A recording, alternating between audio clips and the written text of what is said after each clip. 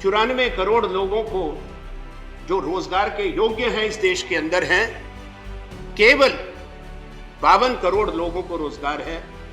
आप कह रहे हैं 42 करोड़ हिंदुस्तान के लोग बेरोजगार, इसकी चिंता हम नहीं करेंगे। ये आलोचना की बात नहीं। 2019 में ये कह दिया गया था राष्ट्रपति जी के अभिभाषण में कि 2024 तक 5 साल में हिंदुस्तान $5 ट्रिलियन की इकोनॉमी बन जाएगा। पर ये 2 साल खराब हुए, उससे हमारा नुकसान हुआ। अब हम 31 मार्च 2022 को वहीं पहुंचेंगे जहां हम 31 मार्च 2020 को थे। ये सोचने की बात है, आपस में टीका टिप्पणी की बात नहीं है। ये हमको सबको मिलकर सोचना है। मुझे पूरा विश्वास है कि भारत पहुंचेगा। हम $5 ट्रिलियन पे भी जरूर पहुंचेंगे, उससे आगे भी पहुंचेंगे। इस देश की जनता में क्षमता है और हम भी चाहते हैं पहुंचे। पर सच्चाई को तो मान लें कि ये चुनौती है हमारे सामने।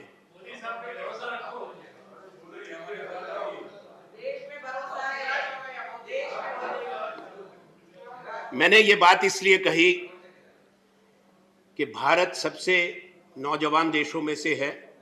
हमारी मीडियन एज 28 वर्ष की है।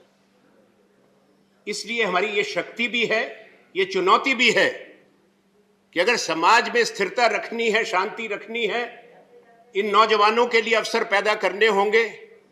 हम ये चीज स्वीकार नहीं कर सकता हमारा समाज कि अगर अमीर और गरीब के बीच में खाई बढ़ती जाए। 1% भारतवासियों के पास देश का 42.5% पैसा है, पूंजी है। 10% के पास 74.3% इस देश का पूंजी है। और जो गरीब 50% हैं, उनके पास 2.8% देश का पैसा है। ये आनंद शर्मा नहीं कह रहे, कांग्रेस पार्टी नहीं कह रही, आपकी सरकार के आंकड़े बोलते हैं। इसलिए सोचें, जो मैं कह रहा हूं उसको गौर करें और स्थिति को सुधारने के लिए सामूहिक प्रयास करें जो राष्ट्र हित में हो और देश के भविष्य में हो। महोदय,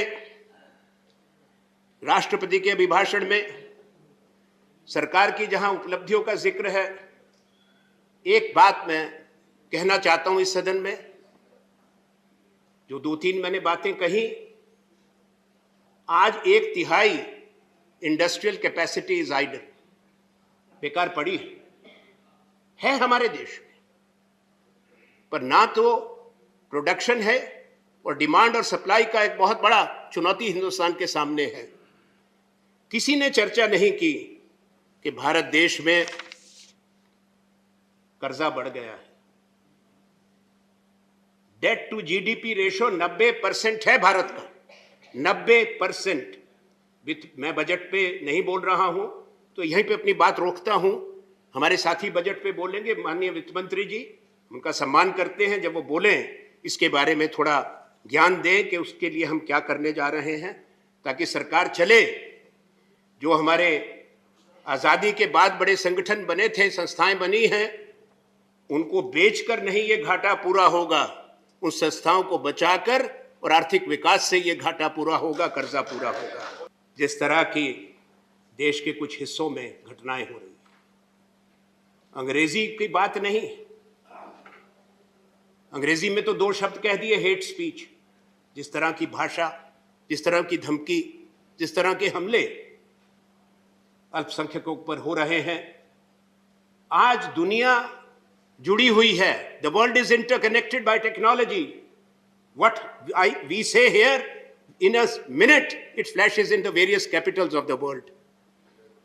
दुनिया की राजधानियों में ये सवाल पूछे जा रहे हैं, क्या ऐसा होना चाहिए भारत देश में?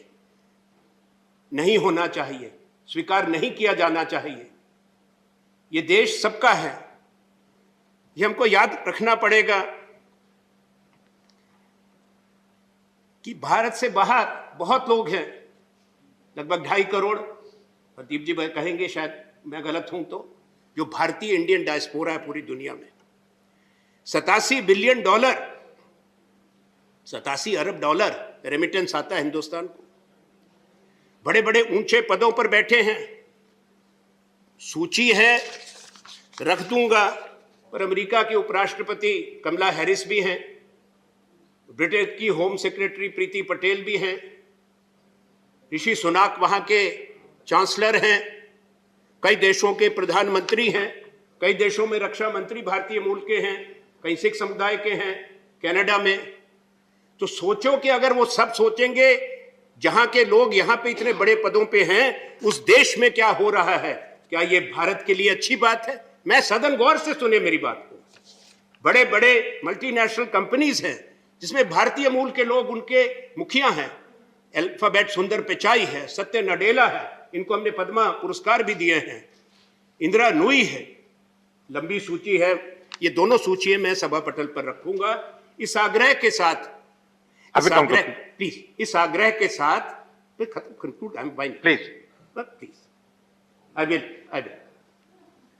मैं आपसे एक चीज कहूंगा और आपके माध्यम से सभापति महोदय, देश के माननीय प्रधानमंत्री जी से आग्रह करता हूं, मांग भी करता हूं, अपेक्षा भी रखता हूं कि जब सदन में आए, जवाब दें, तो ये देश को आश्वस्त करें और दुनिया को संदेश दें कि हम एक सबसे बड़ा प्रजातंत्र हैं, हम एक संवैधानिक देश हैं।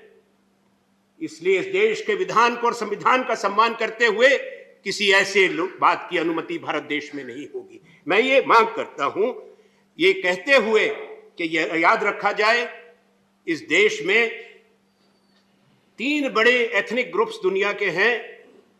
यहां आर्यंस हैं, द्रविडियंस हैं, मंगोलॉइड्स हैं, और इस सदन में भी तीनों बैठे हैं। दूसरी बात, 7 दुनिया के बड़े धर्म हैं और संविधान जो हमारा है वो 20 भाषाएं ये देश का संविधान मानता है। कोरोना धर्म नहीं देखता, जात नहीं देखता, अमीर गरीब ऊंच नीच नहीं देखता। कोरोना सिर्फ मौका देखता है, लेकिन आप उसे मौका मत दीजिए।